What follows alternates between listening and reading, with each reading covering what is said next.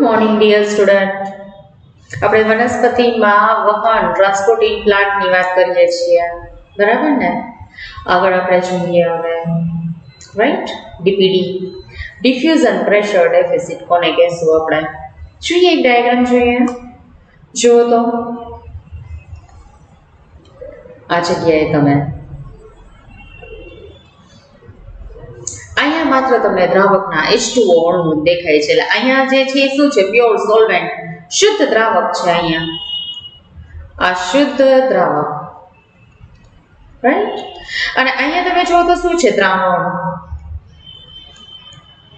તમે જોઈ શકો છો. વચ્ચે તમે આ જે મેમ્બ્રેન જે આપણે દેખાય છે એ સેમી પરમિએબલ મેમ્બ્રેન છે. આ સેમી પરમિએબલ મેમ્બ્રેન છે, તમે જોઈ શકો છો. આ સેમી પરમિએબલ મેમ્બ્રેન અર્ધ પ્રવેશીલ પટલ છે. ઓકે, તો જો અહીંયા આ દ્રાવ્ય પદાર્થ તમે જોઈ શકો છો, દ્રાવ્ય પદાર્થ Na આ દ્રાવ્ય પદાર્થ છે. અને દ્રાવ્ય પદાર્થને સમાવવામાં જો આ અણુ આમાં બિઝી થઈ ગયો છે, આ અણુ આમાં બિઝી થઈ ગયો છે, આ અણુ આમાં બિઝી થઈ ગયો. જોયું તમે? જો આ અણુ આ બાઉન્ડ વોટર છે, બાઉન્ડ વોટર આની સાથે જોડાઈ ગયું છે પાણી, બરાબર? એને પોતાનામાં સમાવવામાં બિઝી થઈ ગયું. ફ્રી વોટર મોલેક્યુલ જુઓ તમે કેટલા છે. આ જેની નીચે દેખાય એ પણ આની સાથે બાઉન્ડ થઈ ગયેલો છે. હે ને? ફ્રી વોટર મોલેક્યુલ તમને બહુ ઓછા જોવા મળશે. તમે જુઓ તો ફ્રી વોટર મોલેક્યુલ કેટલા છે.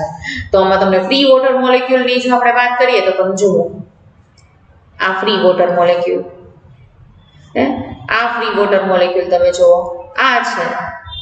બીજા એક બી ફ્રી વોટર મોલેક્યુલ નથી. અહીં તમે જો ફ્રી વોટર મોલેક્યુલ્સ અહીં વધી ગયા, હે ને? તો સીધી વાત છે, બાકીના તો બાઉન્ડ વોટર છે જે તમને ખબર છે. તો સીધી વાત છે, આ બાજુ અહીંયા પાણીના અણુ નો પ્રસરણ દાબ વધારે હોય, એટલે આ બાજુ શુદ્ધ દ્રાવકનો હંમેશા શું ડિફ્યુઝન પ્રેશર વધારે હોય. આનો પ્રસરણ, પાણીના અણુઓનો પ્રસરણ દાબ, પ્રસરણ દાબ, ડિફ્યુઝન પ્રેશર વધારે. અહીંયા ડિફ્યુઝન પ્રેશર કેવું છે? વધારે. આપણે કીધું હતું ને કે ભાઈ દ્રાવણ જે માધ્યમમાં વહન પામે ત્યાંના, બરાબર, દ્રવ્યો પર દબાણ સર્જે, પ્રસરણ દાબ. આ બાજુ પાણીના અણુઓ જવાના છે, કારણ કે ઓબ્વિયસલી અહીંયા પાણીનું પ્રમાણ કેવું છે? અહીંયા ફ્રી વોટર મોલેક્યુલ ઓછા છે. ફ્રી વોટર મોલેક્યુલની આપણે વાત કરીએ તો ઓછા છે. અહીંયા ફ્રી વોટર મોલેક્યુલ કેવા હતા? તો કે ભાઈ સીધી વાત છે, વધારે છે. તો આનો પ્રસરણ દાબ વધારે છે. આનો પ્રસરણ દાબ કેવો હોય? Diffusion pressure. આનો કેવો હોય? ઓછો. તમને ખબર છે શુદ્ધ દ્રાવકનો પ્રસરણ દાબ, એમાં સ્પેશિયલી પાણીની વાત આપણે કરીએ છીએ, તો એ તમને ખબર છે કે ડીપી શુદ્ધ દ્રાવણનો પ્રસરણ દાબ કેટલો હોય? તો એ આપણે પહેલા જ વાત કરી હતી, 1 2 3 6 એટમોસ્ફેરિક પ્રેશર, રાઈટ? ધારો કે માની લ્યો આનો પ્રસરણ દાબ, ધારો કે આનો ડીપી કેટલો છે? તો કે ભાઈ ડિફ્યુઝન પ્રેશર 500 એટમોસ્ફેરિક પ્રેશર છે, માની લ્યો આટલું છે. તો હવે જુઓ તો ડીપીડી આપણે ભણીએ છીએ, આપણે વાત કરવી છે ડીપીડી, ડિફ્યુઝન પ્રેશર ડેફિસિટ, પ્રસરણ દાબની ઉણપની વાત આપણે કરીએ છીએ. પ્રસરણ દાબ ઉણપ કોને કહેવાય? તો જુઓ તો હું બે બાજુ પ્રસરણ દાબની તો આપણે વાત કરી, તો ડીપીડી બરાબર શું અહીંયા લખું છું? ડીપીડી મીન્સ વોટ? ડીપીડી બરાબર હું અહીંયા લખું છું કે ભાઈ ડીપી ઓફ સોલ્વેન્ટ, શુદ્ધ દ્રાવકનો ડીપી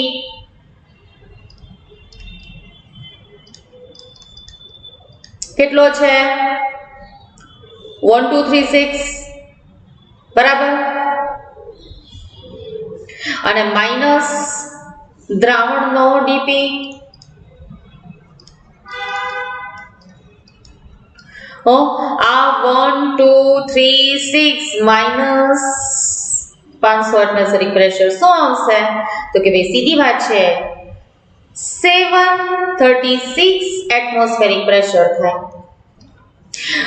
પ્રસરણ દાબ નો તફાવત આપણે જોયો, શુદ્ધ દ્રાવક અને શુદ્ધ દ્રાવણના પ્રસરણ દાબનો તફાવત એને જ આપણે શું કહી દે ડીપીડી.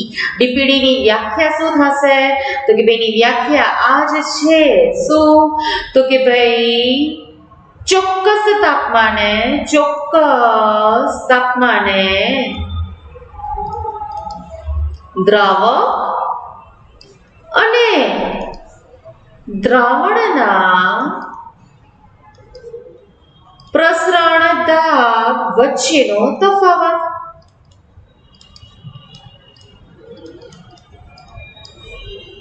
આ જ ડેફિનેશન છે. તમે એવું કહી શકો દ્રાવણમાંના પાણી, તમે એવું શબ્દ વાપરો જો ને ચોક્કસ તાપમાને દ્રાવક એટલે પાણી જ થયું અહીંયા, અને દ્રાવણ તો દ્રાવણમાં શું? દ્રાવણમાંના પાણી જ લેવાના છે આપણે, હે ને? એટલે બે બાજુ પાણીના પ્રસરણ દાબ વચ્ચેનો તફાવત જેને આપણે શું કહીએ ડીપીડી. અને જે આટલો મેળો તો આ તફાવત મેળો એ તફાવત એટલે કહેવાની વાત એ છે કે અહીંયા 500 એટમોસ્ફેરિક પ્રેશર હતું, હવે કેટલી અહીંયા 1 2 3 6 છે, તો પ્રસરણ દાબની ઉણપ કઈ જગ્યાએ છે? તો પ્રસરણ દાબની ઉણપ અહીંયા છે. કેટલી ઉણપ છે? પ્રસરણ દાબની ઉણપ આપણે કહીએ તો ઉણપ અહીંયા કેટલી થઈ?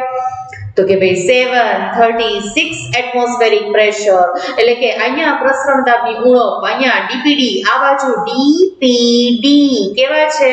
દ્રાવણના વધારે. અહીં તો ડીપીડી 0, યાર ક્યાં અહીંયા પ્રસરણ દાબની ઉણપ છે? અહીંયા તો ડીપીડી કેવું છે? 0 જ છે. અથવા તો કદાચ કોઈ દ્રાવણ હોત તો ઓછું હોત. આની કમ્પેરિઝનમાં એવું આપણે કહીએ તો આવી રીતના આપણે તમે કહી શકો. તો જો પાણી કઈ બાજુથી કઈ બાજુ, આ પાણીની મૂવમેન્ટ સમજાવે, આકૃતિની દિશા નક્કી કરે કોણ? યસ, પ્રસરણ દાબની ઉણપ. તમે પાણીના અણુ અહીંયા વધારે છે તો આપણે પહેલા જોયું ફ્રી વોટર મોલેક્યુલ અહીં વધારે છે, અહીંયા ફ્રી વોટર મોલેક્યુલ ઓછા છે. એટલે આમથી તમને ખબર છે પાણી કઈ બાજુથી કઈ બાજુ જશે? ઓછા ડીપીડી થી વધુ ડીપીડી તરફ. યસ, પાણીની ગતિ આ બાજુ હશે, રાઈટ. તમે એવું કહી શકો ને કે પાણીના અણુઓ કઈ બાજુથી? તો કે ભાઈ આવું કહી શકો અહીંયા ડિફ્યુઝન પ્રેશર હાઈ છે, અહીંયા ડિફ્યુઝન પ્રેશર ઓછું છે, એટલે પાણીના અણુઓ કઈ બાજુ જશે? તો કે ભાઈ વધુ ડિફ્યુઝન પ્રેશર થી ઓછા ડિફ્યુઝન પ્રેશર તરફ. તમે આવું પણ કહી શકો. જો તો ધારો કે તમે એમ માની લ્યો કે આ કોઈ કોષ છે, હે, આપણે ઇમેજિન કરીએ કે this one is one cell, આ એક કોષ જ છે, તો તમે એવું કહી શકો ને કે કોષ દ્વારા પાણી શોષવાની ક્ષમતા, કારણ કે અહીંયાથી આ બાજુ પાણી જાય છે ને, અહીંયાથી પાણી આમ જાય છે, ઇટ મીન્સ કોષ દ્વારા પાણી શોષવાની ક્ષમતા પણ તમે કહી શકો. આ તમે કોષ દ્વારા પાણી શોષવાની ક્ષમતા કહી શકીએ. જુઓ તો આ બાજુ પાણીના અણુ ગયા, હે ને? આ કોષ દ્વારા પાણીના અણુના શોષણની ક્ષમતા. સક્શન પ્રેશર એ કહી શકો તમે. એને શું કહી શકો? સક્શન પ્રેશર પણ કહી શકો, રાઈટ. શોષક દાબ થઈ ગયું. તમે એને શું કહી દીધું? શોષક દાબ.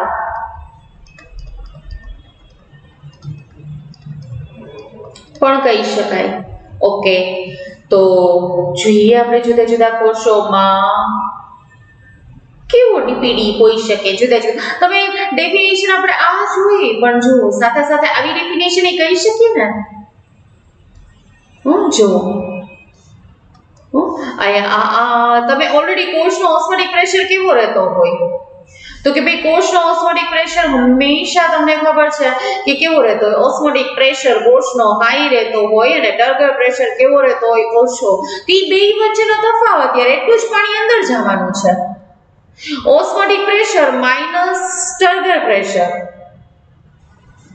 તો ઓસ્મોટિક પ્રેશર જેટલું જ પાણી અંદર ભેગું થવાનું. ટર્ગર પ્રેશરની વેલ્યુ ઓસ્મોટિક પ્રેશર જેટલી, એટલે પાણી અંદર જશે તો ઓસ્મોટિક પ્રેશર જેટલું જ જશે, એટલી જ એટલે બેની વચ્ચેનો તફાવત તમે ડીપીડી બરાબર તમે એવું કહી શકો ડીપીડી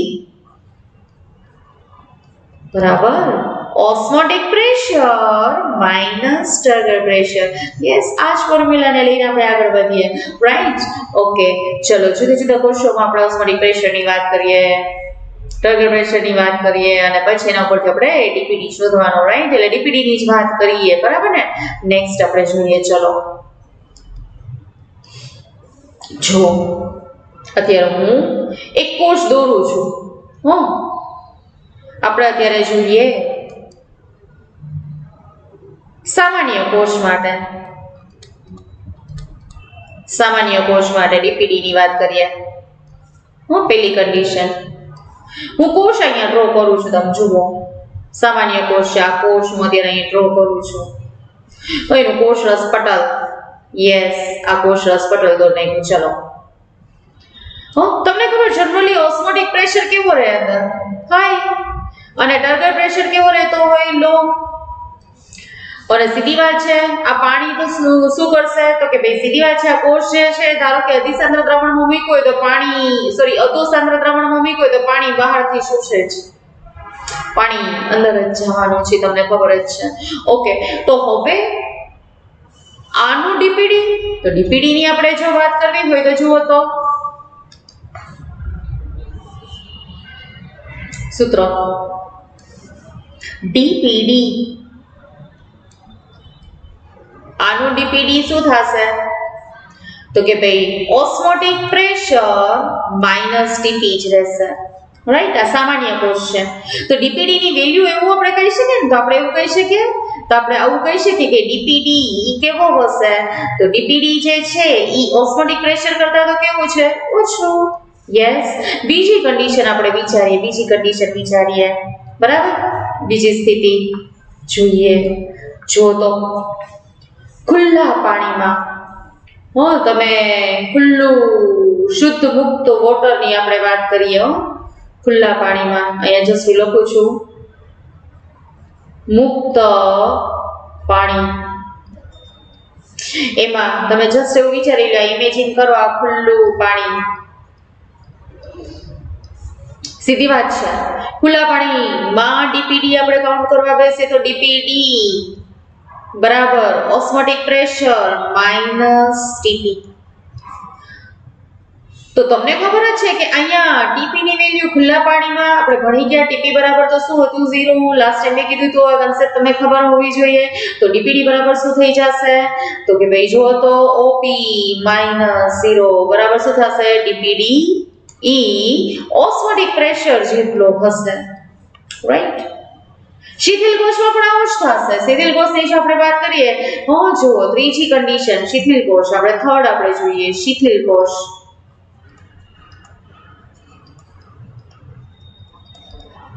હું અહીંયા આ કોષ હું ડ્રો કરું છું, જુઓ, રાઈટ? આની કોષ દિવાલ શિથિલ કોષ. પાણીના અણુની મૂવમેન્ટ યાદ કરો. પાણીનો અણુનો કુલ પ્રવાહ સર્જાવાનો નથી. જેટલા પાણીના અણુ અંદર આવે એટલા જ પાણીના અણુ બહારની તરફ જતા બતાવીશ. યસ, કુલ પ્રવાહ નથી. અને તમે આના ડીપીડી ની વાત કરો તો કે ભાઈ આ ડીપીડી બરાબર ઓપી માઈનસ ટીપી આપણે કહીએ છીએ, બરાબર? તો સીધી વાત છે કે શિથિલ કોષમાં શું હતું? ટર્ગર પ્રેશર કયો હતો? 0. તો સીધી વાત છે, આની વેલ્યુ ડીપીડી બરાબર શું થશે? ઓપી સેમ થશે. એટલે બંને માટે સેમ થશે, આના માટે પણ આ જ થશે, બરાબર? કન્ડિશન આ જ હતી. એ પછી આપણે વાત કરીએ તો નેક્સ્ટ ફુલ્લી ટર્જિડ સેલ ની વાત કરવી છે. જ્યારે ફુલ્લી ટર્જિડ સેલ એટલે સંપૂર્ણ આસન કોષની આપણે વાત કરીએ ને, એ પેલા હું સામાન્ય કોષ તો ડ્રો કરું છું ઓલવેઝ. સંપૂર્ણ આસન કોષ, હે ને? પેલા કોષ તો સામાન્ય જ હોય ને, રાઈટ? આપણે મારે તો પેલા કોષ આવો જ બતાવવો પડે ને, રાઈટ? અને પછી કોષ કેવો થઈ જાય? આવો, રાઈટ? જો દિવાલો પર દબાણ સર્જાઈ ગયું છે, રાઈટ? જો હું અહીંયા કોષ રસ પટલ દોરું. નોર્મલ સેલ છે યાર. ઓસ્મોટિક પ્રેશર હાઈ રહેતું હોય અને ટર્ગર પ્રેશર લો હોય, પાણી અંદર એટલું જ જશે જેટલો ઓસ્મોટિક પ્રેશર હોય. યસ, પાણી અંદર જાય છે તો હવે અંદર એટલું પાણી જશે કે જ્યારે ટર્ગર પ્રેશરની વેલ્યુ કેવી થઈ જશે? ઓસ્મોટિક પ્રેશર જેટલી. યસ, તો અંદર પછી પાણી જઈને પ્રેશર ક્રિએટ કરે પણ ઈ ટર્ગર પ્રેશર બરાબર ઓપી હશે. યસ, તો આ મેં દોર્યો સંપૂર્ણ આશ્રિત કોષ તો આ છે. હવે પાણીની એન્ટ્રી ના, બસ હવે આ કોષને પાણી જોતું નથી. Demand of water 0. પાણીની માંગ નથી. પાણી demand of water. DPD means what? Demand of water by cell. Yes. અહીંયા નથી ઇટ મીન્સ તમે કહી શકો જવાબ મળી ગયો તમને. શું? 0. યસ, અહીંયા આપણે DPD બરાબર OP માઈનસ TP કરીએ તો હવે અહીંયા એવું છે કે ભાઈ જ્યાં OP બરાબર TP છે, તમને એ કન્ડિશન ખબર છે કે જ્યાં OP બરાબર TP છે તો સીધી વાત છે શું કરશું? OP માઈનસ OP બરાબર 0. DPD ની વેલ્યુ 0 થઈ ગઈ. ઓકે, નેક્સ્ટ આપણે રસ સંકોચિત કોષ માટે જોઈએ. રસ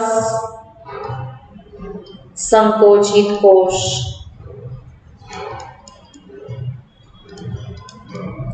આપણે નોર્મલ સેલ માટે જોયું, ફ્રી વોટર માટે વાત કરી, ફ્લેસિડ સેલ નું જોયું, ટર્જિડ સેલ, નાઉ પ્લાઝ્મોલાઇઝ સેલ. જો તો કોષ હું અહીં ડ્રો કરું છું, આ કોષ અને એનો આપણે જીવરસ. સીધી વાત છે કે ભાઈ કેવું હોય? પેનની બદલે ઓલવેઝ. ઓકે, જો શું થયું છે? પાણી બધું બહાર. યસ, નેક્સ્ટ ફ્લો બહારની તરફ વધો. ધારો કે પાણીની અતિસાંદ્ર દ્રાવણમાં મૂક્યું હતું ને આ પાણી બહાર નીકળી ગયું છે. ઓકે, અને આના DPD ની આપણે વાત કરીએ. આનો DPD કેવો હોય તો કે ભાઈ સીધી વાત છે, આનો DPD OP માઈનસ TP કરીએ પણ તમે વિચારો જ્યાં પ્લાઝ્મોલાઇઝ સેલ છે એનો TP ઓલવેઝ કેવો હોય? નેગેટિવ. એટલે અહીંયા આપણે શું કરશું? OP માઈનસ TP શું થઈ જશે તો કે ભાઈ OP પ્લસ TP. તેનો મીનિંગ એવો થયો કે DPD ની વેલ્યુ કેવી થઈ ગઈ તો કે ભાઈ સોરી, DPD ની વેલ્યુ ઓસ્મોટિક પ્રેશર કરતા વધી ગઈ. More than osmotic pressure. તમે જોઈ શકો અહીંયા કેવું હતું? લેસ ધેન ઓસ્મોટિક પ્રેશર હતું, અહીંયા મોર ધેન ઓસ્મોટિક પ્રેશર. તો ઇન શોર્ટ આપણે એવું કહી શકીએ ને સૌથી વધારે DPD રસ સંકોચિત કોષનો એલોએન્કોપ્લાઝ્મોલાઇઝ સેલ સૌથી પહેલા આવશે.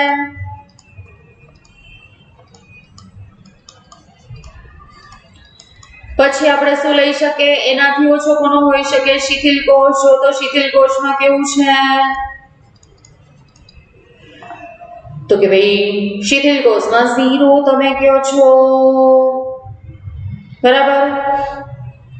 સામાન્ય કોષ, અરે શિથિલ કોષમાં તમે DPD બરાબર શું કહો છો? OP જેટલો. પછી સામાન્ય કોષ આવી જાય, OP કરતા તો ઓછું થશે, ઓસ્મોટિક પ્રેશર કરતા ઓછું થશે. અને સૌથી ઓછો તો કે ભાઈ સંપૂર્ણ આશ્રન કોષ, બરાબર ને? તાપ DPD આનો સૌથી વધારે, આનો સૌથી ઓછો, જે આપણે જોયું. રાઈટ, આપણે એક એક્સરસાઇઝ જેવું જસ્ટ વિચારી લઈએ. જુઓ તો હું અહીંયા એક સેલ મીન્સ કે બે સેલ ડ્રો કરું છું. આ એક સેલ,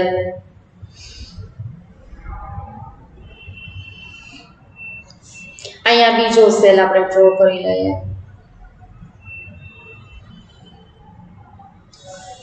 વચ્ચે તમને ખબર છે કોષનો મધ્ય પટલ કોષ દિવાલને સાંકળી રાખે, રાઈટ? ઓકે, અને હવે હું ડ્રો કરીશ અંદર કોષ રસ પટલ. યસ, આ કોષ રસ પટલ પ્લાઝ્મા મેમ્બ્રેન આપણે ડ્રો કરી લીધી. હવે જોઈએ આ કોષ A અને આ કોષ B.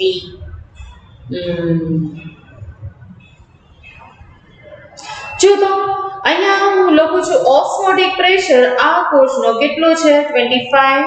અને ટર્ગર પ્રેશર આ સેલનો કહીએ તો 10 છે તો P - Tp આપણે કરીએ તો આપણને dPd આનો કેટલો મળી જાય 50. આનો ઓસ્મોટિક પ્રેશર આપણે કહીએ તો 30 અને ટર્ગર પ્રેશર ધારો કે આનો વિચારી લઈએ કે ભાઈ 25 છે તો સીધી વાત છે આનો dPd કેટલો થશે 5 બરાબર. તમે જુઓ તો ઓસ્મોટિક પ્રેશર આનો અને ટર્ગર પ્રેશર વચ્ચેનો ડિફરન્સ સમજો વધારે રાઈટ એટલે એનો મીનિંગ એવો થયો કે આ કેવું છે વધારે સાંદ્રતા અંદર છે દ્રવ્યો અહીંયા વધારે છે અહીંયા દ્રવ્યો ઓછા છે હો આ આપણે એમ કહીએ કે આ સેલ A છે અને આ સેલ B છે તમે કયો કઈ બાજુ પાણીની મૂવમેન્ટ થશે તો સીધી વાત છે પાણીની મૂવમેન્ટ ની જો આપણે વાત કરીએ તો અહીંયા દ્રવ્યો ઓછા છે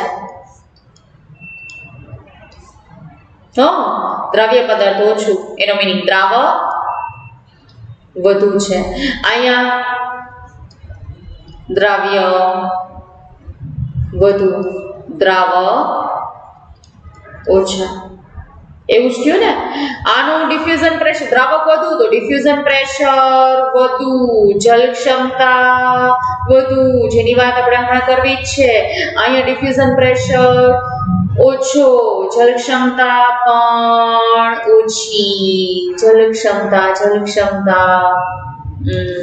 ક્ષમતા ઓકે ચલો તો પાણીના અણુની ગતિ કઈ બાજુથી કઈ બાજુ તો કે ભાઈ જુઓ પાણીના અણુ આ બાજુથી આ બાજુ આવશે યસ હે ને મીન્સ dPd અહીંયા કેવો છે ઓછો અહીંયા dPd કેવો છે વધુ એટલે કે ઓછા dPd થી વધુ dPd તરફ હે ને તો આજ dPd વિશે આપણે ડિસ્કશન કર્યું નેક્સ્ટ આપણે વાત કરી છે જલ ક્ષમતા વોટર પોટેન્શિયલ કોને જલ ક્ષમતા કહેશું એની આપણે વાત કરીએ વોટર પોટેન્શિયલ તો જલ ક્ષમતા છે ને પાણીના અણુનું વહન સમજાવે પાણીના અણુની ગતિ કઈ બાજુ થશે ને એ સમજાવે જલ ક્ષમતા પાણીનું વહન કઈ સ્થાનથી કયા સ્થાન ઉપર થશે પાણીનું એક સ્થાનથી અન્ય સ્થાન તરફ વહન સમજાવે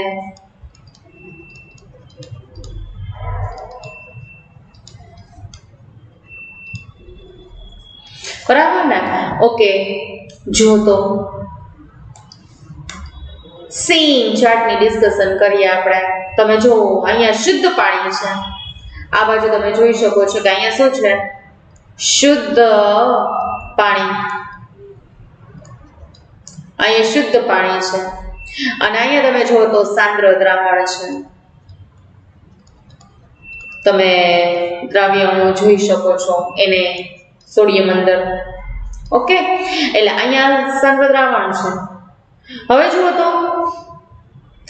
હમણાં જ આપણે વાત કરી કે પાણીના અણુઓ અહીંયા કેવા છે તો કે ભાઈ અહીંયા પાણીના અણુઓ આની સાથે બાઉન્ડ વોટર તમે કહો ને બાઉન્ડ વોટર વધારે છે ફ્રી વોટર મોલેક્યુલ ઓછા છે મેં તમને પહેલા જ કીધું ફ્રી વોટર મોલેક્યુલ ઓછા રહેશે હે ને આ બાઉન્ડ વોટર મોલેક્યુલ તમે જો ફ્રી વોટર મોલેક્યુલ બહુ ઓછા આ પણ આની સાથે જોડાયેલો છે આ ફ્રી વોટર મોલેક્યુલ છે આ ફ્રી છે તમે માની લ્યો આ ફ્રી છે એટલે તમે વિચારો આ બાજુ તમે જોશો તો કેવું તમને જોવા મળશે તો કે ભાઈ અહીંયા જનરલી તમે કહો તો મુક્ત પાણીના અણુ મુક્ત પાણીના અણુ અહીં લખું છું મુક્ત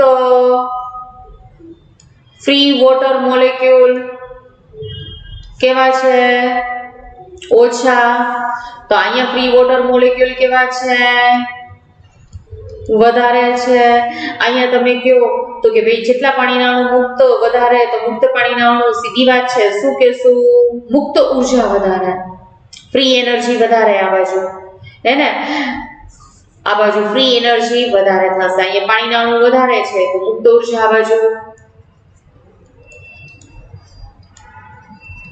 ફ્રી એનર્જી વધુ કારણ કે બધા પાણીના અણુઓ જો ફ્રી છે અહીંયા મુક્ત ઉર્જા તમે કહો તો પછી ગતિ ઉર્જા યસ પાણીના અણુ શું ધરાવે? ગતિ ઉર્જા ધરાવે. પાણીના અણુ જે છે એ શું ધરાવે છે? પાણીના અણુ શું ધરાવે? ગતિ ઉર્જા,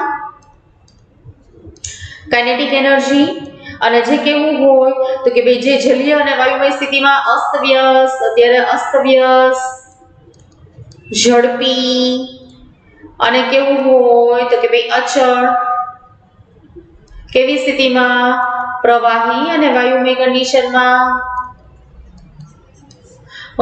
તો આવી ગતિ ઉર્જા સીધી છે. આ બાજુ કાઇનેટિક એનર્જી, પાણીના અણુઓ મુક્ત છે એટલે અહીંયા ગતિ ઉર્જા કેવી થશે? તો કે ભાઈ અહીંયા ગતિ ઉર્જા પણ વધારે. અહીંયા ગતિ ઉર્જા કેવી થઈ જશે?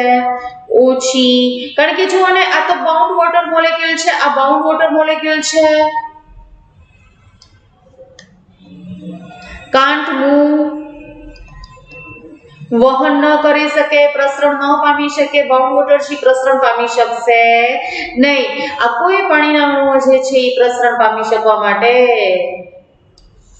આ કોઈ પ્રસરણ નહીં પામી શકે. આ કોઈ પાણીના અણુઓ છે એ પ્રસરણ નહીં પામી શકે. આ પાણીના અણુઓ પ્રસરણ નહીં પામી શકે. આ જે છે બરાબર ને, આ કોઈ પાણીના અણુ પ્રસરણ નહીં પામી શકે. હે ને? આ જો આ એક બી પાણીના અણુ પ્રસરણ પામી નહીં શકે. હો ને? તો સીધી વાત છે ગતિ ઉર્જા આ બાજુ ઓછી જોવા મળશે. તમે વિચારો આ બાઉન્ડ વોટર જ છે, તમે વિચારો. એટલે સીધી વાત છે કે ભાઈ ગતિ ઉર્જા અહીંયા વધારે છે, અહીંયા ગતિ ઉર્જા ઓછી છે. મુક્ત ઉર્જા ઉલટું બોલાઈ ગયું. અહીંયા ગતિ ઉર્જા ઓછી છે અને અહીંયા ગતિ ઉર્જા હે ને અહીંયા વધારે. આ વધારે, આ વધારે. જ્યારે આ ઓછું એટલે આ બધું ઓછું. રાઈટ? તો હવે પાણીની મૂવમેન્ટ કઈ બાજુથી કઈ બાજુ હોઈ શકે? તમને ખબર છે પાણીની મૂવમેન્ટ હંમેશા વધુ ઉર્જાવાળા વિસ્તારથી ઓછી ઉર્જાવાળા વિસ્તાર તરફ. પાણીના અણુની ગતિ કઈ બાજુથી કઈ બાજુ થશે? વધુ જલ ક્ષમતાથી ઓછી જલ ક્ષમતા તરફ. આ એરો તમે જોઈ જ શકો છો, ઓલરેડી આપ્યો જ છે. રાઈટ? તેવું જ. ઓકે, તો આ જ વસ્તુ કે છે જલ ક્ષમતા. શું કે છે જલ ક્ષમતા? આ જ કે છે કે જ્યારે તમને કીધું છે કે જ્યારે બે આપણે વાત કરીએ કે આંતરિક જલતંત્ર, આ બે આંતરિક જલતંત્ર આપણા કોષો છે એવું માની લ્યો. આંતરિક જલતંત્ર ઇટ મીન્સ આપણે એવું માની લઈએ કે ભાઈ કોષ, બે આંતરિક જલતંત્ર એકબીજાના સંપર્કમાં હોય તો પાણીના અણુઓની શરૂઆતની ગતિ કેવી હોય? તો કે ભાઈ શરૂઆતમાં પાણીના અણુની ગતિ આવી અનિયમિત. પાણીના અણુ આમ બી આવતા હોય, આમ બી જતા હોય. તો શરૂઆતમાં પાણીના અણુની ગતિ કેવી છે? અનિયમિત. તમે આ અનિયમિત ગતિ માની લો. અનિયમિત. પાણીના અણુની કેવી છે? અનિયમિત ગતિ.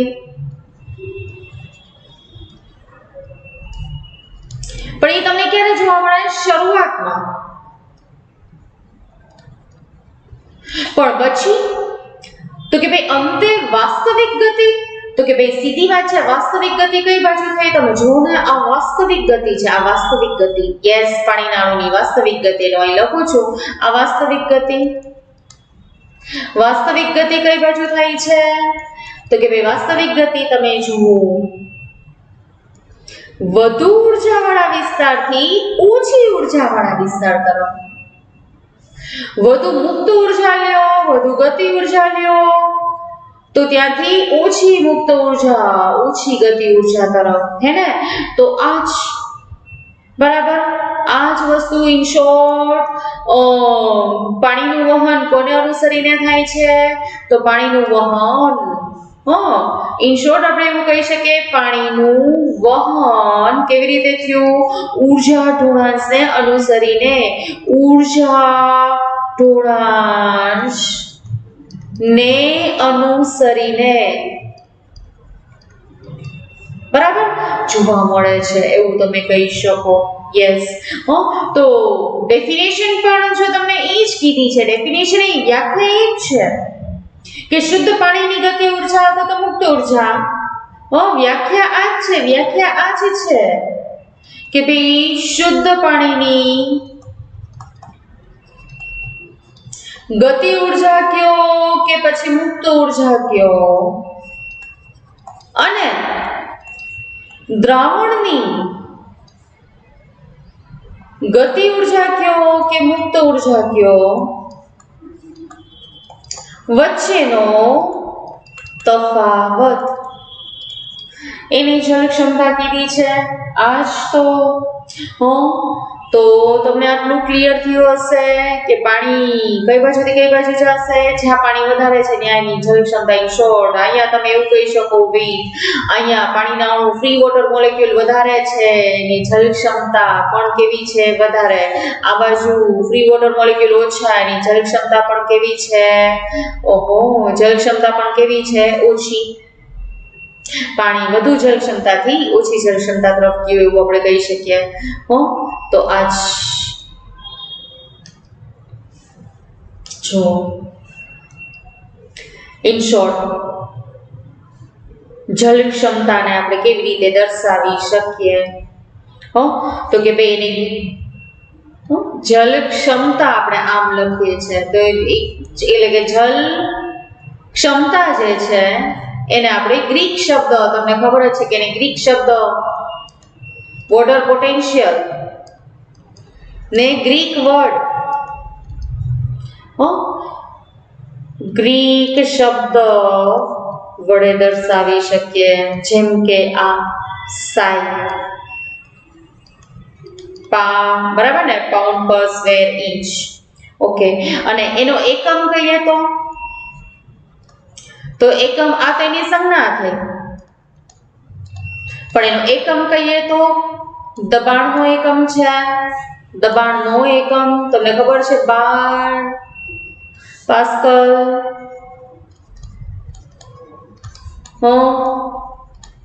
દબાણનો એકમ તમે બાર્સ વડે દર્શાવી દો કે પછી તમે પાસ્કલ વડે દર્શાવો. તમને ખબર છે જ્યાં 12 બરાબર 10⁶ ડાઇન્સ પર square centimetre, or you can say આના અથવામાં તમે શું કહી શકો છો 0.987 એટમોસ્ફેરિક પ્રેશર. અને તમને એ ખબર છે કે 1 મેગા પાસ્કલ બરાબર કેટલા થાય 10 બાર્સ થાય છે, આપણને ખબર જ છે. તો આ એનો એકમ. પણ જો તો આપણે વાત કરીએ છીએ જળ ક્ષમતાની, બરાબર. તમે વિચારો કે કોઈ સજીવની જ આપણે વાત કરીએ, સજીવને ચા પછીની ક્રિયા માટે શેની જરૂર પડે?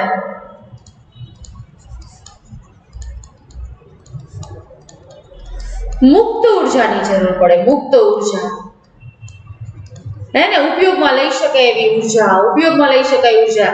તો ઈ મુક્ત ઉર્જા કેવી રીતે મેળવશે સજીવ? તો સીધી વાત છે, સજીવ શું કરશે? શું લે? ખોરાક લે.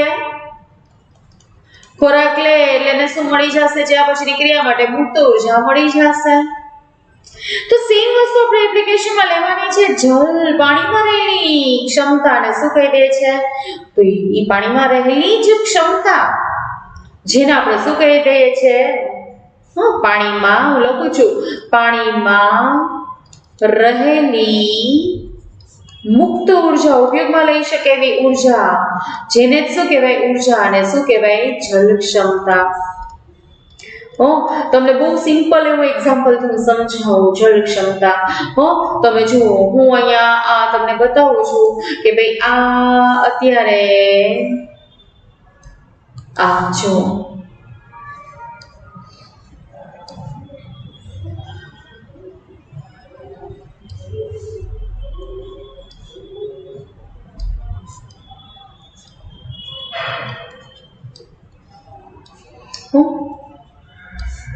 આ બાજુ પાણી સ્ટોર થયેલું છે, બંધમાં સંચિત પાણી અહીંયા છે, અહીંયા પાણી છે.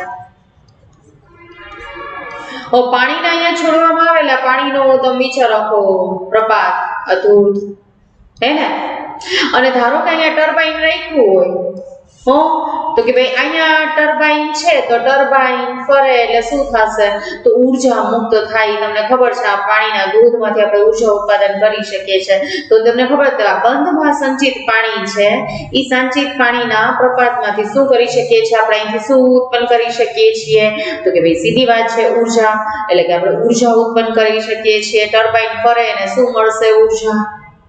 તો જો પાણી આમથી આમ નીચે આવ્યું તો આ જે ખેંચાણ લાગુ પડ્યું શું તો કે ભાઈ પાણી અહીંયાથી આમ જ કેમ આવ્યું કેમ એની દિશા આમ જ આવી તો સીધી વાત છે. અહીંયાથી કયું બળ ગુરુત્વાકર્ષણ બળ એટલે ગુરુત્વાકર્ષણ બળ અહીંયા લાગ્યું ગુરુત્વાકર્ષણ બળ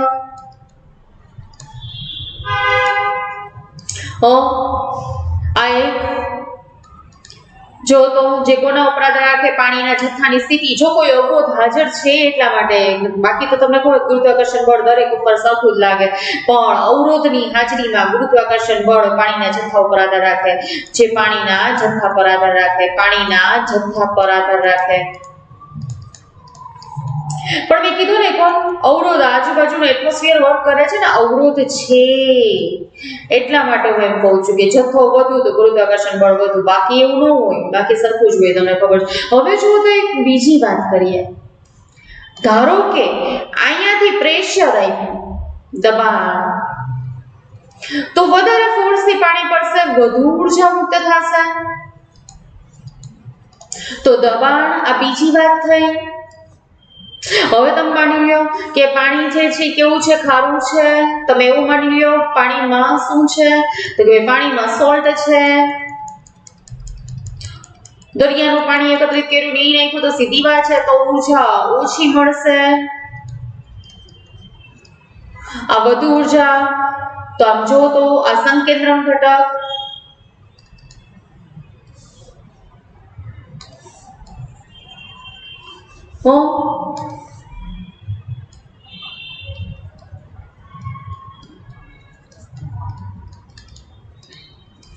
આ ત્રણ તો ખરેખર જો જલ ક્ષમતા ઉપર અસર કરતા પરિબળની આપણે વાત કરીએ તો જલ ક્ષમતા પર અસર કરતા પરિબળ જલ ક્ષમતા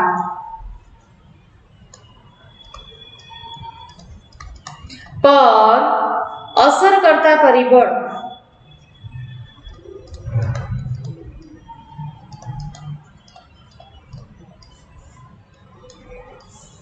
તો કે ભાઈ એક તો ગુરુત્વાકર્ષણ બળ psi g બીજું દબાણ psi p અને દ્રાવણમાંના દ્રવ્યનું સંકેન્દ્રણ psi s. એટલે આપણે સૂત્રો શું કહેશું ત્રણ પરિબળ આપણે જોયું અસર કરતા પરિબળ તે આપણે અહીંયા જોયા છે બરાબર ને.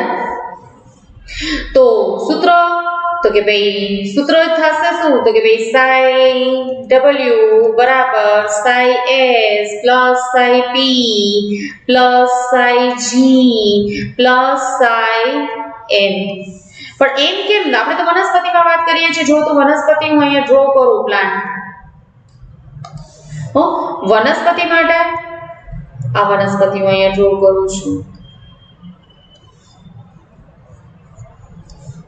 મૂળ તંત્ર દ્વારા પાણી શોષાય અહીંથી પાણી શોષાય એટલે હું એક કોષ અહીંયા ડ્રો કરી દઉં કે ભાઈ આ જે છે અહીંયાનો કોષ છે આપણે અહીંનો એક કોષ છે આ કોષ ડ્રો કર્યો બરાબર અને આ એની કોષ પટલ છે પાણી શોષાય છે તો પાણી જુઓ પાણી શોષાશે કેવી રીતે આ પાણીના અણુ શોષાણા તો થોડાક અહીંયા જ રહી જશે શોષાઈને થોડાક અંદર આવશે તો આ જે છે એ કોઈ પણ દિવાલ દ્વારા શોષાયેલું પાણી મેટ્રિક્સ આધારક ક્ષમતા એને શું કહેવાય આધારક ક્ષમતા તમે એને શું કહો psi m મેટ્રિક્સ પોટેન્શિયલ કેવું હોય નહિવત અને ગુરુત્વાકર્ષણ બળની જો આપણે વાત કરીએ તો પાણી શોષાય તો કેવી રીતે જશે ગુરુત્વાકર્ષણ બળની વિરુદ્ધમાં એટલે psi g વેલ્યુ કાઉન્ટ નહીં થશે એટલે વનસ્પતિમાં તમે psi g psi m કાઢી નાખો એટલે વનસ્પતિમાં શું થશે સૂત્ર તો કે ભાઈ અસર કરતા મુખ્ય બે પરિબળ આપણે લેશું બે જ લેશું એ psi s અને psi p એટલે એક તો દબાણ અને બીજું કહીએ તો દ્રાવણમાંના દ્રવ્યની સાંદ્રતા કેટલી છે આ આપણે લેશું, બરાબર ને? તો આ શુદ્ધ પાણીની આપણે વાત કરીએ, જો શુદ્ધ પાણીની આપણે વાત કરીએ, શુદ્ધ પાણીની જલ ક્ષમતા નિયત તાપમાને અને કોઈ પણ પ્રકારના દબાણની ગેરહાજરીમાં શું થાય? 0 થાય જ ને. તમે સૂત્ર જુઓ તો psi w બરાબર psi s plus psi p. શુદ્ધ પાણી કીધું છે એટલે દ્રવ્ય I0 છે. I શું છે? દબાણ કેવું છે? ગેરહાજર, એટલે I0 છે. તો સીધી વાત છે psi w બરાબર શું થશે? 0 છે, બરાબર ને? તો આ જોઈએ, આગળ વાત કરીએ.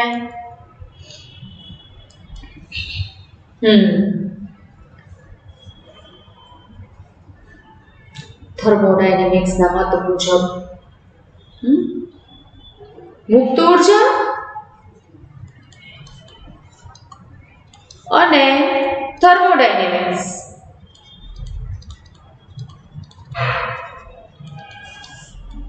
ના મત મુજબ શું થશે? તો કે ભાઈ ડીપીડી ને આપણે જળ ક્ષમતા વડે દર્શાવી શકીએ.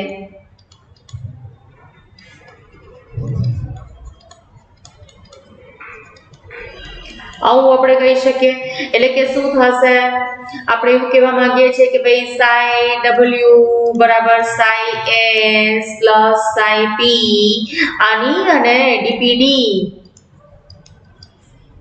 તો ઓસ્મોટિક પ્રેશર માઈનસ ટીપી, એટલે આ બેને સરખાવવાની વાત થઈ, બરાબર ને?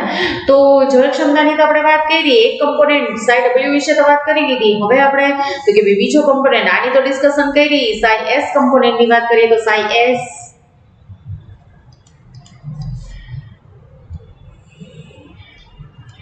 તમે એને શું કહો છો? તો કે ભાઈ આશ્રુતિ ક્ષમતા, તમે ઓસ્મોટિક પોટેન્શિયલ કહી શકાય, આશ્રુતિ ક્ષમતા આપણે એને કહી શકીએ. સાથે સાથે તમે એને શું કહી શકો છો? દ્રાવ્ય ક્ષમતા, સોલ્યુટ પોટેન્શિયલ, દ્રાવ્ય ક્ષમતા આપણે એને કહી શકીએ, બરાબર? ધારો કે તમે વિચારી લ્યો કે ભાઈ જેની વેલ્યુ ઓલવેઝ કેવી હોય, તો કે ભાઈ એની વેલ્યુ તમે કયો તો ઓલવેઝ કેવી હોય? ઋણ. કારણ કે શુદ્ધ પાણીની તો આપણે એમાં કીધું ને, કારણ કે શુદ્ધ પાણીમાં કેવું છે? શુદ્ધ પાણી ની જલ ક્ષમતા તો આપણે કીધી ને કે શું છે? 0. એટલે આની વેલ્યુ ઓલવેઝ કેવી હોય? નેગેટિવ. એટલે તમે વિચારો કે ભાઈ આ તમે શુદ્ધ પાણી છે, પણ પછી અંદર શું એડ કરીએ છીએ આપણે? દ્રવ્ય પદાર્થ એડ કર્યા.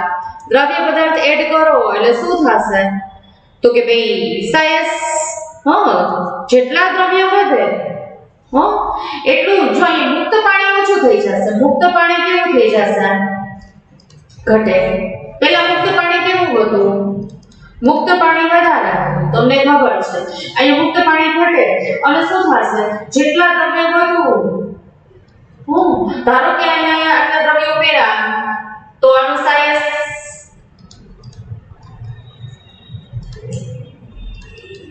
તેટલું સાયસ જે છે કેવું થશે?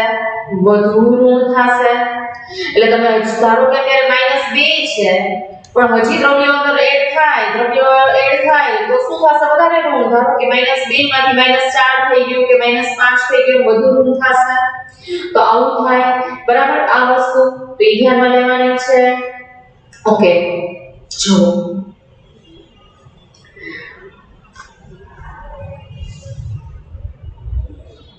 એક એક્ઝામ્પલ આપણે જોઈ લઈએ. 1 મોલર ગ્લુકોઝ સોલ્યુશન હોય તો 1 મોલર ગ્લુકોઝ સોલ્યુશન એનું આપણે ઓસ્મોટિક પ્રેશર માપ્યું હતું, 22.4 એટમોસ્ફેરિક પ્રેશર હતું. ઓકે, તો 1 મોલર ગ્લુકોઝ સોલ્યુશનનો ઓપી બરાબર 22.4 છે તો આપણે કાઉન્ટ કરી લીધું હતું, પણ સાઈ એસ જો આપણે કહીએ તો સાઈ એસ એની વેલ્યુ કેવી હશે તો જોઈએ. જો સાઈ એસ જો આપણે કહીએ ને તો એ એકચ્યુઅલી -22.4 એટમોસ્ફેરિક પ્રેશર થશે, જો માઇનસમાં, બરાબર ને, આવું થયું. તો હવે વાત એ થઈ કે ખરેખર આપણે પહેલા જ કીધું હતું કે ભાઈ થર્મોડાયનેમિક્સના મત મુજબ શું કીધું હતું, ડીપીડીને આપણે જલ ક્ષમતા વડે દર્શાવી શકીએ.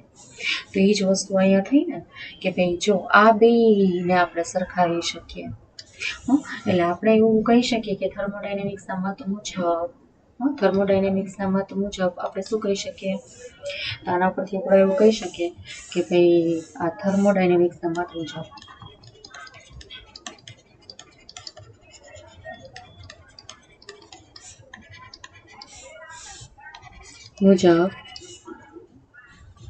આપણે આશ્રુતિ દાબને એટલે ઓસ્મોટિક પ્રેશર આશ્રુતિ ક્ષમતા કહી શકીએ, અથવા તો તમે શું કહી શકો, દ્રાવ્ય ક્ષમતા. અને પણ નિશાની કેવી હોય તો કે ભાઈ નિશાની વિરુદ્ધ, બરાબર. ઓપી નું મૂલ્ય ધન જ્યારે સાઈ નું મૂલ્ય ઋણમાં, તો એનું મિનિંગ એવું થયું જેથી આપણે એવું કહી શકીએ કે સાઈ એસ આપણે લખીએ ને તો સામે ઓપી કેવા હશે, ઓપીને કેવા લેવા પડે, આપણે માઇનસમાં લેવા પડે, કારણ કે ઓલરેડી કેવા છે, ધન મૂલ્ય છે. તો આ રિલેશન અહીંયા થાય, બરાબર ને. ઓકે, તો આ તો આપણે કયા કમ્પોનન્ટની વાત કરી, સાઈ એસ. હવે આપણે વાત કરવી છે સાઈ પી ની, બરાબર. જો તો સાઈ એસ નહીં, પણ હવે આપણે વાત કરી છે સાઈ પી ની, બરાબર ને. જોઈ લઈએ.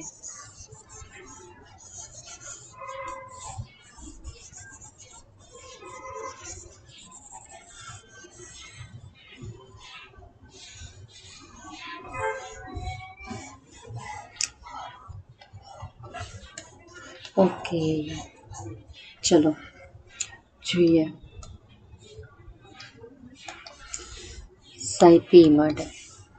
સાઈ પી શું કહેશું એને, તો કે સાઈ પી છે એને આપણે કહીએ પ્રેશર પોટેન્શિયલ, દાબ ક્ષમતા,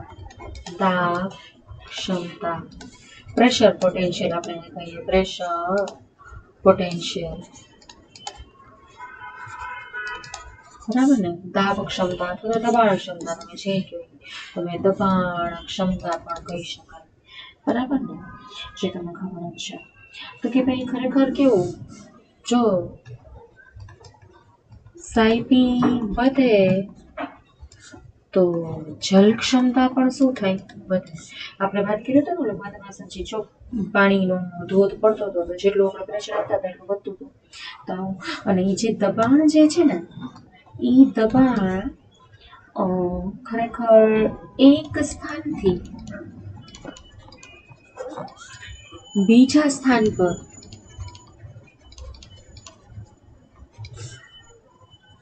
પાણીના પંપ દ્વારા વહન જે થાય છે એને બરાબર વહનને સમકક્ષ, આવું આપણે કીધું છે, સમકક્ષ, યસ. ઓકે, એટલે ખરેખર જો આ દબાણ જે છે, એટલે કહેવાની વાત એ છે કે જે આ દબાણ છે એ એક સ્થાન પરથી પાણીના બીજા સ્થાન પરનું વહન જે પંપ દ્વારા થાય ને એને સમકક્ષ જ હોય એવું આપણે કહી શકીએ. તમે વિચારો, ધારો કે અહીં કોષ છે, ધારો કે આ કોષ છે, કોષ, એનો આપણે આ કોષ રસપટલ ડ્રો કરી નાખ્યો છે. હું શું થાય છે તો કે ભાઈ કોષમાં જ્યારે આપણે એમ કહીએ કે ભાઈ પાણી અંદર પ્રવેશે, એટલે ચલો છે H2O અંદર પ્રવેશે, પાણી કોષમાં પ્રવેશે તો કોષ કેવો થઈ જાય, તો કે ભાઈ પાણી અંદર આવ્યો, પછી પાણી અંદર અહીં પ્રેશર ક્રિએટ કર્યું છે, હવે કોષ કેવો થઈ જશે, આશૂન કોષ. તો કોષ કેવો પેલા નોર્મલ સેલ તેમાંથી આસન કોષ થઈ ગયો, પેલા સામાન્ય કોષ હતો બરાબર, પણ અંદર પાણી એવું છે કેવો થઈ ગયો આસન કોષ થઈ ગયો. અંદરથી દબાણ ઉત્પન્ન થયું, ટર્ગર પ્રેશર, તમે શું કહી શકો સાયપી. તો અહીંયા સાયપીની વેલ્યુ મોટા ભાગે સાયપી કેવું હોય તો કે ભાઈ સાયપી ધન મૂલ્ય હોય, પોઝિટિવ મોટા ભાગે. મેં એવું કીધું છે હંમેશા નહીં, પણ તમે આપણે જો આવી વાત કરીએ તો આ એક્સેપ્શન આપણે લઈએ તો જો આ વનસ્પતિ એનું આ મૂળ તંત્ર. હવે જો અહીંયાથી હું એનું પણ ડ્રો કરી નાખું, લેફ્ટ. તમે જુઓ અંદર વચ્ચે આપણે શું કરીએ, જલવાક પેશી દોરીએ. તો કે ભાઈ જો તો હવે વચ્ચે આપણે જલવાહક પેશી પણ દોરવી છે, એટલે હું અહીંયા જલવાહક પેશી દોરવા તમે માની લો આ જલવાહક પેશી છે, બરાબર. હવે તમને ખબર છે કે પાણી વનસ્પતિ ગુમાવે, અહીંયા તમને ખબર છે કે ભાઈ વાયુરંધ્ર માની લો પાણી ગુમાવવાનું H2O, એટલે અહીંયા જલ ક્ષમતા કેવી થઈ ગઈ, ઓછી થઈ ગઈ. શું કામ? કારણ કે પાણીનું દબાણ સાયપી કેવું થઈ ગયું, ઓછું. હવે અહીંયાથી પાણી મેળવે એટલે અહીંયાથી પાણી અહીંયા ગયું, એટલે અહીંયા તમે જલવાહક પેશીમાં કેવું છે તો કે હવે જલવાહક પેશીમાં પાણી અહીંયા ડ્રો થઈ ગયું છે, એટલે અહીંયા જલવાહક પેશીમાં પાણી નથી, એટલે પ્રેશર કેવું થઈ ગયું, ડિક્રીઝ કેવું થઈ ગયું હોય તો કે અહીંયા જલવાહક પેશીમાં કેવું હશે, તો તમે જુઓ અહીંયા નેગેટિવ છે, જ્યારે અહીંયા પાણી અંદર પોઝિટિવ, પાણી અંદર ગયું હોય એટલે અહીંયા સાયપી ઓલવેઝ કેવું હોય વધારે, અહીંયા પોઝિટિવ. તો હવે અહીંયા જે ઋણ છે તમને કીધું છે કે ભાઈ જલવાહક પેશી જે છે, આ જલવાહક પેશી છે એ જલવાહક પેશી આ જળ સ્તંભ ભખડ અંદર રચાણો હોય તો અહીંયા પાણી ખાલી થઈ ગયું છે, અહીંયા પાણી છે પ્રકાંડની જલવાહકમાં છે પણ પર્ણમાં ખાલી થઈ ગયું, પછી એવો સમય થાય કે પર્ણ પ્રકાંડમાં ખાલી થઈ જાય, એવું થાય. તો અહીંયા જે જળ સ્તંભ છે એની ઋણ ક્ષમતા, એટલે ઋણ ક્ષમતા એટલે ઋણ દબાણ ક્ષમતા, અહીંયા શું છે ઋણ દાબ ક્ષમતા. એ શું કરે છે તો કોઈ પ્રકાંડમાં પાણીના ઉપરના તરફ વહન માટે જવાબદાર છે, હે ને. તો રસારોહણ માટે જવાબદાર છે, રસારોહણ માટે જવાબદાર,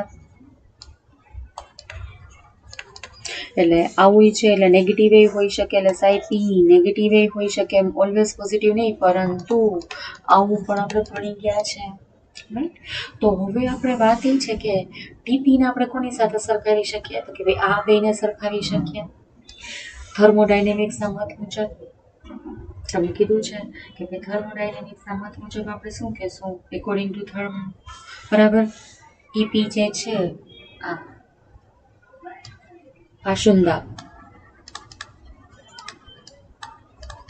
આશુંદાબને શું કહી શકાય, દાબ ક્ષમતા. આવું થર્મોડાયનેમિક્સના મત મુજબ આપણે કહી શકીએ, બરાબર ને. તો હવે જુઓ તો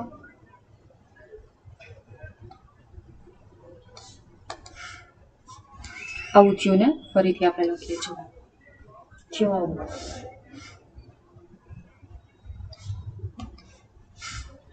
કે ભાઈ સાઈ ડબલ્યુ બરાબર સાઈ એસ પ્લસ સાઈ પી, અને ઓલું જે હતું એ ટીપીડી બરાબર ઓપી માઇનસ ટીપી.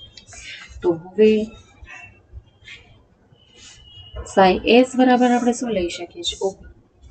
પણ કેવા ઓપી કીધા હતા, માઇનસ ઓપી, કારણ કે આપણને ખબર છે કે ભાઈ જ્યાં શું છે તો કે ભાઈ સાઈ એસ બરાબર માઇનસ ઓપી આપણે કીધા હતા, સાઈ પી બરાબર આપણે શું કીધા હતા, ટીપી કીધા હતા. આપણે સાઈ જી અને સાઈ એમ તો આપણે કાઉન્ટમાં લેતા જ નથી, નગણ્ય છે, નિગ્લિજિબલ છે, પણ આપણે તો અત્યારે આ સાઈ એસ બરાબર માઇનસ ઓપી લઈએ છીએ પ્લસ આ ટીપી લઈએ, બરાબર. તમને મળશે શું તો કે ભાઈ મળશે તો સાઈ ડબલ્યુ બરાબર માઇનસ ટીપી, હે ને? એટલે આ વસ્તુ અહીંયા સાબિત થઈ કે ભાઈ સાઈ ડબલ્યુ એમ થર્મોડાયનેમિક્સના મત મુજબ જળ ક્ષમતા અને ડીપીડી અથવા તો ડીપીડી અને જળ ક્ષમતા પણ કેવું થાય અહીંયા માઇનસ સાઇન આવી છે એ ધ્યાન રાખજો બરાબર ને જળ ક્ષમતા માઇનસ ડીપીડી આપણે કરવું પડે ઓકે તો આ જ કન્સેપ્ટ આપણે ક્લિયર કરના તો આપણે જુદા જુદા કોર્સમાં શું જોઈએ જળ ક્ષમતા વિશે વાત કરીએ જુદા જુદા કોર્સમાં કન્ડિશનની વાત કરીએ ઓકે જો તો પેલું કેસ જોઈએ આપણે સંપૂર્ણ આસન કોર્સ માટે સંપૂર્ણ આસન કોર્સ માટે જોઈએ સંપૂર્ણ આસન કોર્સ એના માટે જળ ક્ષમતાની વાત કરીએ જો હું અહીં કોર્સ દોરીશ સંપૂર્ણ આસન કોર્સ કહેલો શું કરીશ આ એક કોર્સ નોર્મલ સેલ દોર્યો મેં અને એની અંદર આપણે શું કરીએ કોષરસ પટલ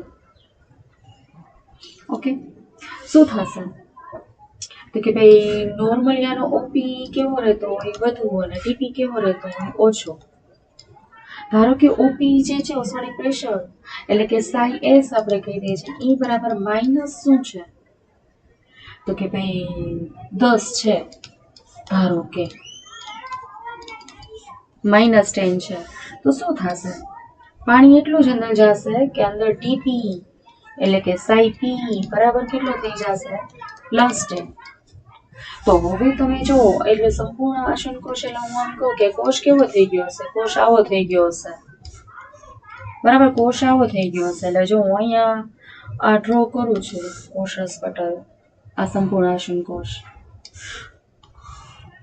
બરાબર અને એમાં આ બે સરખું એટલે કે આનું હવે આપણે જોઈએ તો કે ભાઈ જળ ક્ષમતા આની આપણે કહીએ તો સાઈ ડબલ્યુ બરાબર સાઈ એસ પ્લસ સાઈ પી અંદર સાઈ એસ ની વેલ્યુ કેટલી છે હવે તો -10 છે સાઈ પી કહીએ તો કેટલા છે +10 બરાબર એટલે અહીંયા આપણે એમ કહીએ કે ભાઈ અહીંયા સંપૂર્ણ આસન કોષમાં કેવું હતું ટીપી બરાબર ઓપી હતા એટલે ટીપીની વેલ્યુ હંમેશા ઓપી જેટલી હતી તો અહીંયા આપણે તમને ખબર છે સાઇઝની વેલ્યુ જેટલી છે એટલા પ્રમાણે શું હશે તો કે ભાઈ સાઈ પી હશે એટલે અહીંયા આપણે -10 લીધા હતા તો આ કેટલા હશે +10 અને શું થઈ જશે 0 કારણ કે હવેની ડિમાન્ડ વોટરની નથી આ સંપૂર્ણ આસન કોષ શુદ્ધ પાણી બરાબર જેવું થઈ ગયું 0 બીજી કન્ડિશન આપણે લઈએ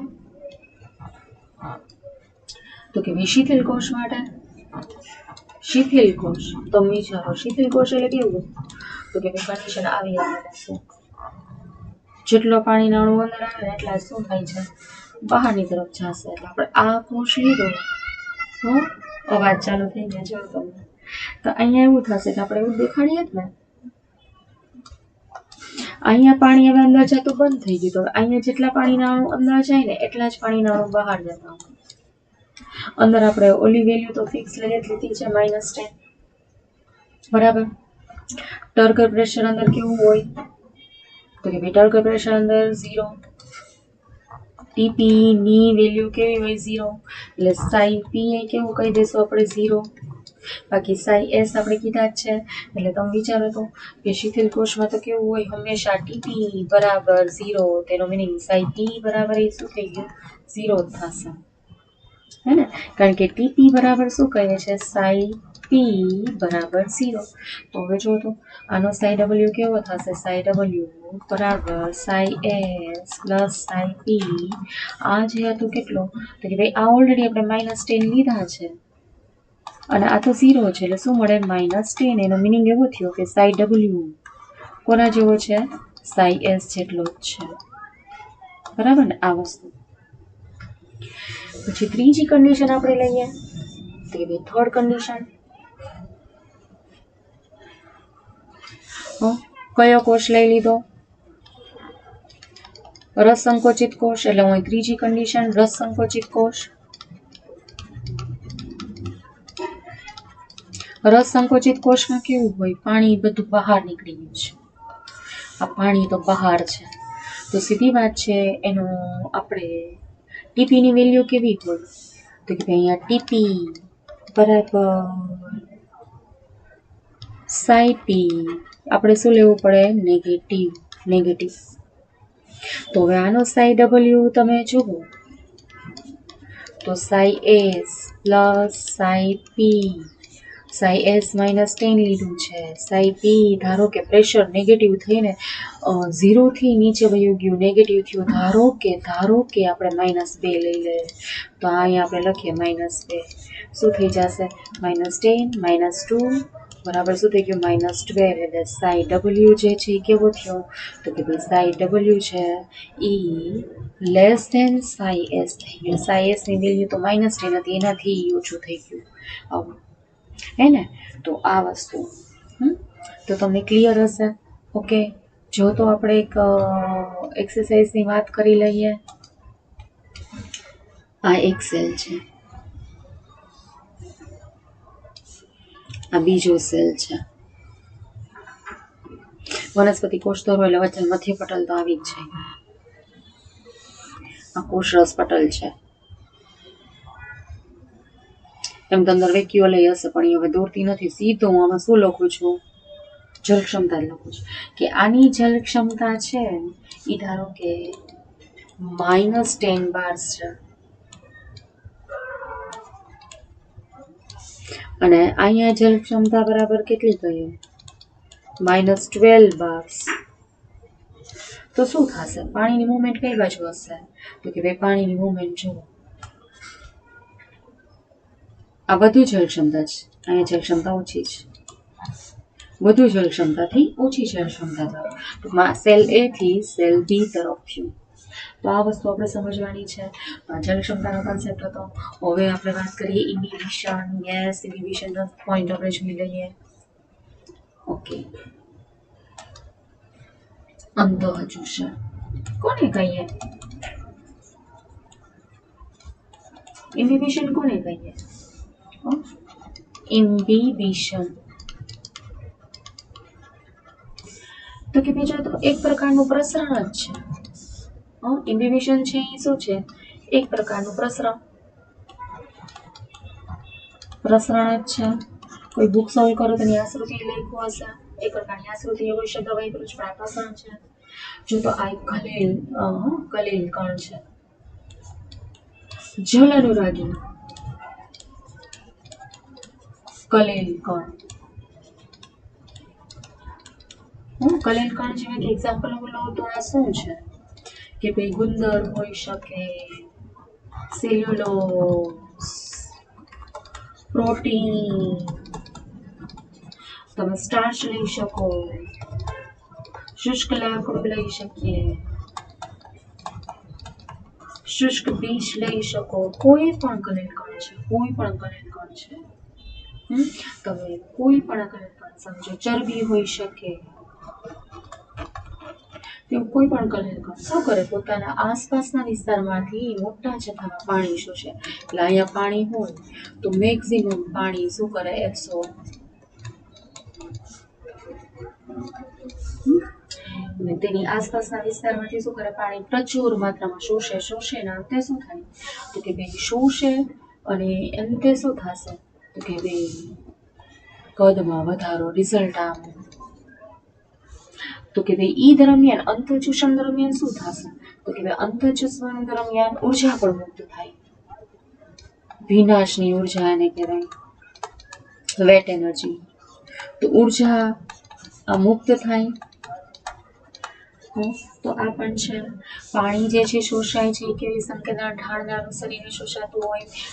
પાણી શોષાય સંકેન્દ્રણ ઢાળને અનુસરીને.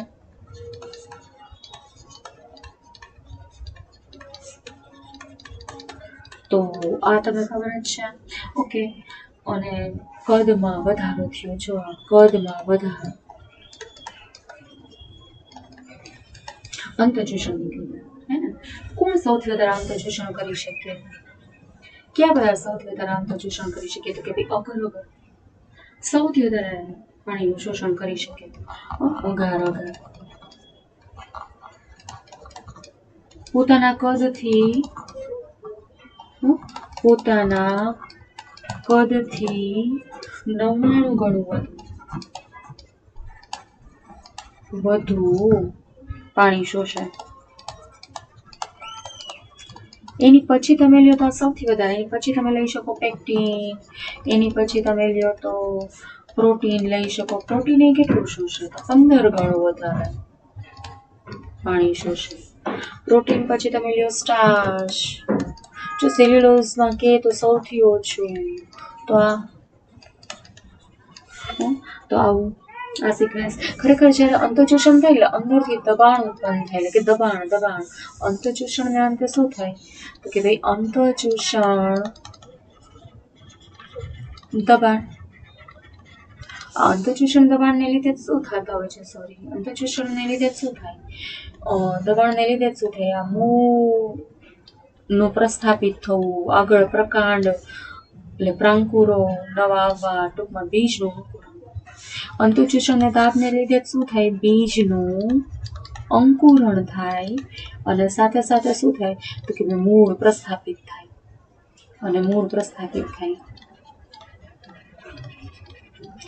આ દબાણને લીધે જ તમને ખબર છે કે પ્રાગૈતિહાસિક માનવો જે છે ખડકો તોડવાની ક્રિયા આના લીધે જ કરતા હતા. તો આ દબાણનો ઉપયોગ જ કરતા હતા. ખડકો હોય ને, તો કે ભાઈ એમાં આટલામાં અંદર લાકડું, તમને ખબર છે કે બે લાકડું અહીંયા નાખી દે, પછી શું ભેજ શોષે ને એટલે આ તિરાડ વધારે મોટી થતી જાય. તો આનો એમ અંતઃચૂષણ દાબનો ઉપયોગ જ કરતા ખડકો તોડવાનો. તો આ તમને ખબર જ છે. આ તો અંતઃચૂષણ હતું. આપણે વોટર રિલેશન ઓફ ધ પ્લાન્ટની વાત કરીએ છીએ તો કેમાં કેટલું પાણી હોય એની વાત કરીએ. તમે વિચારો કે પાણી જે છે એ શું છે? Universal solvent.